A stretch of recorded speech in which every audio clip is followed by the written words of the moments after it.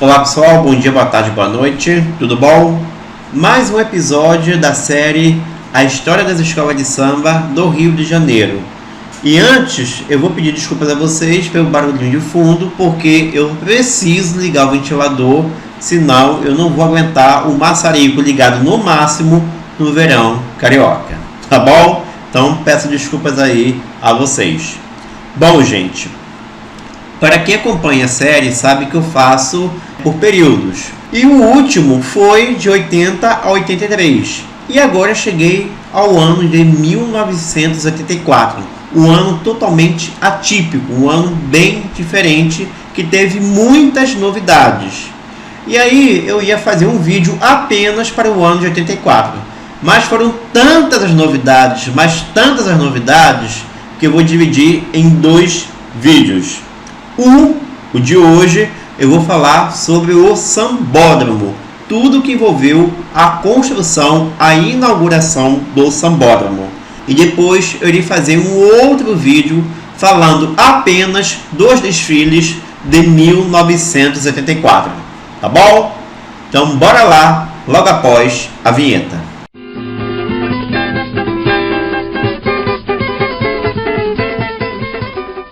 A ideia de se ter um espaço fixo para os desfiles, ela era bem antiga. Nas minhas pesquisas, eu encontrei esse tal desejo desde o início da década de 60. E por N motivos, tá, gente? O principal deles era o monta e desmonta das arquibancadas. O tempo que levava esse monta e desmonta. O Jornal do Brasil, no ano de 82, escreveu uma matéria em que esse monta e desmonta levava cerca de 7 a 8 meses para acontecer. O início da montagem se dava em setembro e o término do desmonta se dava em maio.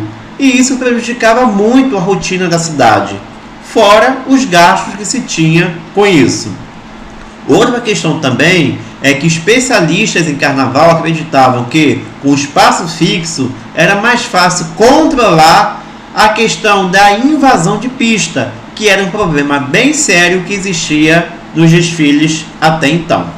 E aí coube ao recém-eleito governador do Rio de Janeiro e ao seu vice, o antropólogo Darcy Ribeiro, a resolverem este pepino, a resolverem a questão do lugar fixo para os desfiles. Brizola assumiu em março de 83 e de março até agosto ele teve várias reuniões para definir o lugar fixo para os desfiles. Cogitaram o Maracanã, o Pavilhão de São Cristóvão, o Autódromo de Jacarepaguá e também onde já estavam ocorrendo os desfiles desde 78, na Rua Marquês de Sapucaí. E aí eu vou abrir um parênteses, tá, gente?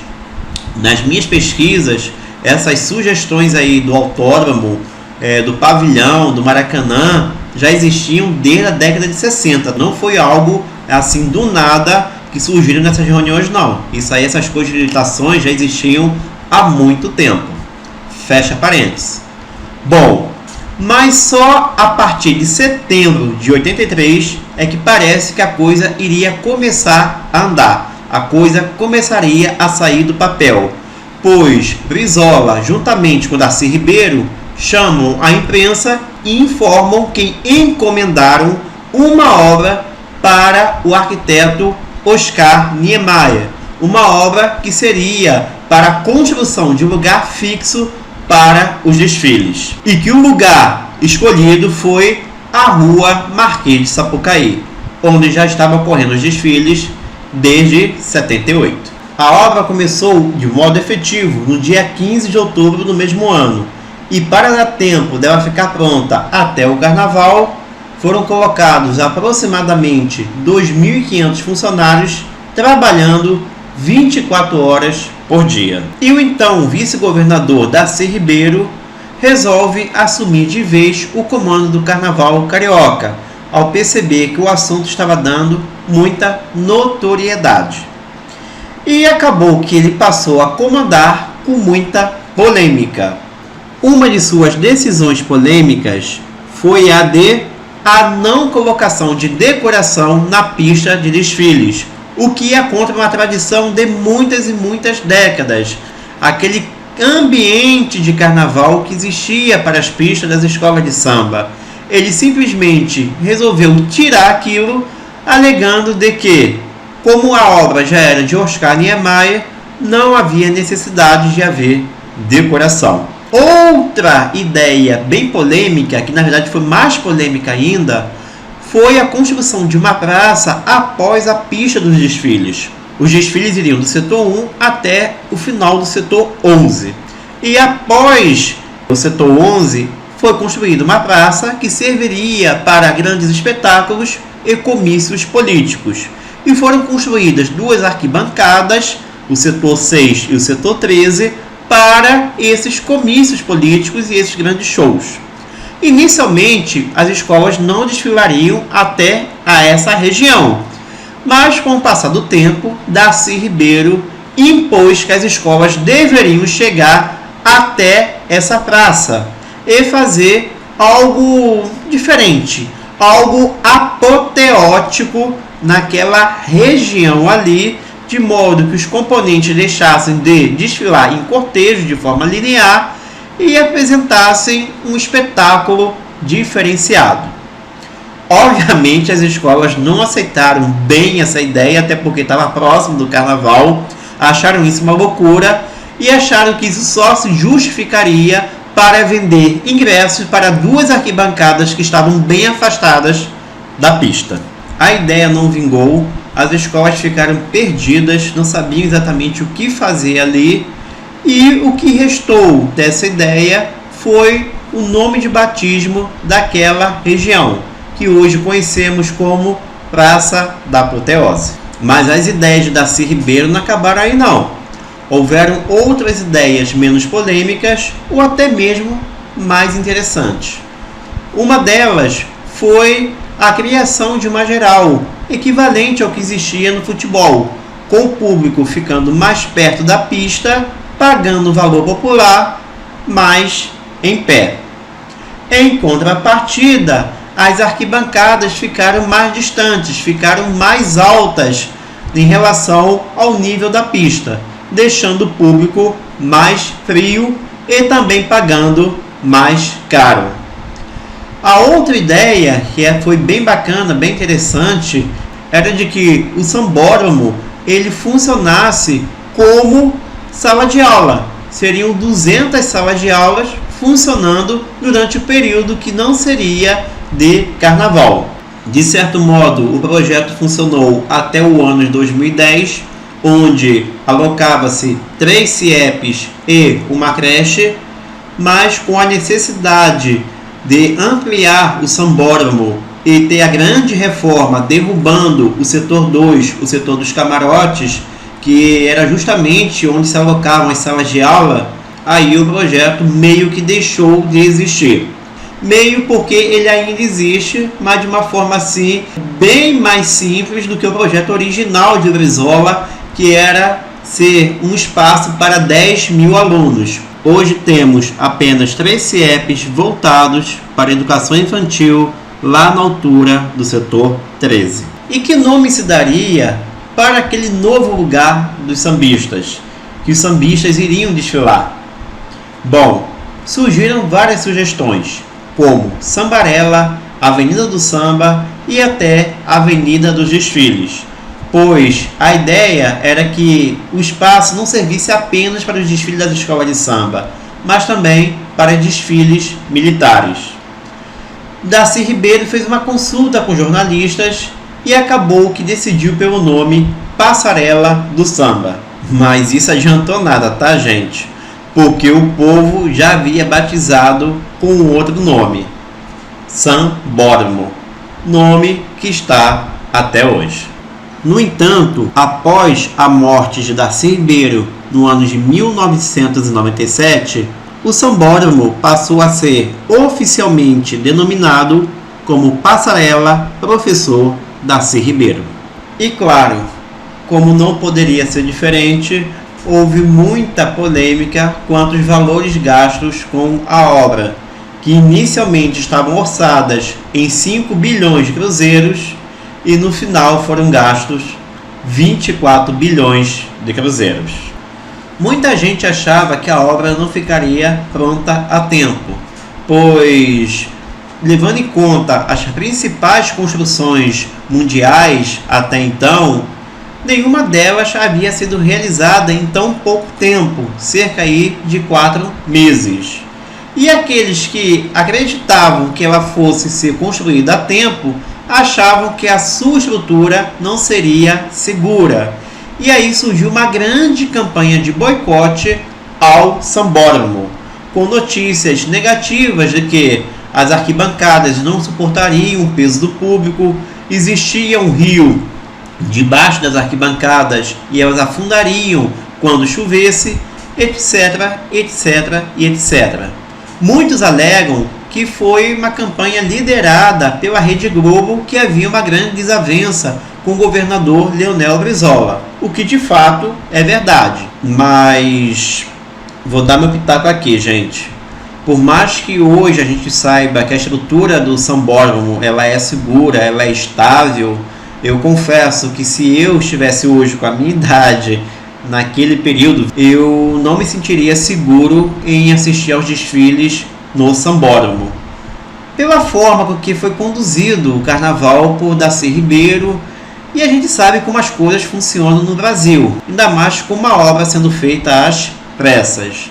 Então, por mais que tenha existido aí um boicote da Rede Globo, eu confesso que eu também não me sentiria seguro considerando o ano de 83 para 84.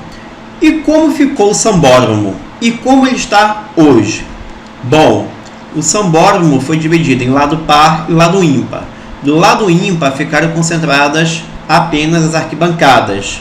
As arquibancadas dos setores 1, 3, 5, 7, 9, 11 e 13. Sendo que o setor 13 é um setor popular até hoje, na área da apoteose. E os setores 9 e 11, naquela época, eram setores turísticos. Hoje, apenas o setor 9 é um setor turístico. Do lado par, nós tínhamos o setor 2, que era composto apenas por camarotes. Ali não dava para ser construídas arquibancadas, porque atrás existia o prédio da Brahma. E aí, quando houve a grande reforma em 2011, em que o prédio da Brahma foi demolido, foram construídas nesse lugar as arquibancadas 2, 4, 6 e 8. E em 84 só existia uma arquibancada especial, que era o antigo setor 4, e que agora se chama setor 10. E para fechar, nós tínhamos aí o setor 6, que era uma arquibancada popular, que hoje virou o setor 12, naquela região da Praça da Apoteose. Com isso, houve uma alteração na capacidade do público, na verdade, um aumento, passando de 60 mil pessoas para 72 mil espectadores. Uma diferença também é que naquela época nós tínhamos as gerais. A geral que ficava na região à frente às arquibancadas, na altura da pista, nos setores 3, 5 e 7, e também na região da Praça da Apoteose, onde as pessoas ficavam em pé pagando valor popular. Tínhamos a região das cadeiras de pistas, que ficava ali entre os setores 9 e 11 e também no antigo setor 4. E hoje toda essa região do setor 3 até o setor 11 e 4 está composto por frisas, tá? Essa ideia da geral não deu certo. Hoje é composto totalmente por frisas. E na região da Praça da Apoteose é composto por frisas e também por cadeiras atualmente. À frente da geral e das cadeiras de pista havia uma grade que impediria que as pessoas pulassem para a área da pista, mas ficou apenas no ano de 84, pois pediram para retirar porque dificultava a visão de quem estava lá embaixo. E havia jurados espalhados por toda a avenida, mas por toda a avenida mesmo. Inclusive havia cabine de jurados lá no setor 13, naquela região da Praça da Apoteose. Como eles conseguiam julgar alguma coisa, eu não sei, porque dali dá para ver quase nada. Hoje só temos 3 cabines de jurados, que são nos setores 3, 6 e 10. Bom, encerrando o vídeo, dando minha opinião sobre a obra. Bom, gente, o Sambódromo, ele sem dúvidas alguma, foi uma grande conquista dos sambistas e era uma obra necessária. Era uma obra que realmente serviria para, digamos assim, fincar, né, com mais força os desfiles das escolas de samba. Porém, tem alguns pontos que me incomodam nessa construção. A principal delas é os setores, né, populares, a região da apoteose. Aquelas arquibancadas tão afastadas da pista é algo assim que me entristece muito. E deixaram Oscar Niemeyer falecer sem pedir que ele fizesse modificações no seu projeto. Já que não deu certo, pedisse a ele para modificar aquilo ali. Em 2011 teve a grande obra. Eu fiquei na esperança que pudessem mudar aquela região daquelas arquibancadas tão distantes, mas ninguém sugeriu a mudança a ele, ou ele não quis mudar, e vai ficar para sempre daquela forma, com aquelas arquibancadas tão distantes da pista, com muita dificuldade para o público enxergar aos desfiles. Falo isso porque o Sambódromo foi tombado pelo IPHAN em 2021. Logo, não pode mais ter sua estrutura modificada. Um outro ponto que me incomoda é que foi feita uma obra sem olhar para frente, sem olhar o futuro, de que os desfiles pudessem crescer como cresceram, especialmente na questão alegórica. As alegorias da época eram pequenas em relação às de hoje. E temos uma grande dificuldade dos carros alegóricos em fazer aquela curva. Então isso não foi previsto, ainda mais por pessoas que nunca tinham assistido desfiles de escola de samba. E mais do que isso, quiseram dar 3 funções para uma obra só. Além de ser passarela dos desfiles, ela seria CIEP e também serviria para comícios políticos. A ideia, se a gente olhando de forma geral, parece muito bonita, mas acaba tirando o foco do objetivo principal, que era servir de palco para os desfiles das escolas de samba. Então, as pessoas responsáveis tinham que moldar o projeto. Eu estava lendo até uma entrevista com algumas pessoas no ano de 84 que participaram, né, do projeto da construção do Sambódromo, e elas estavam falando que era muito difícil, havia uma complexidade para atender a tudo aquilo. Não era simples, ainda mais no espaço de tempo tão curto. E aí, para mim, por mais que tenha havido aí as modernizações, as melhorias, algumas melhorias, o Sambódromo, de modo geral, ele está obsoleto, tá?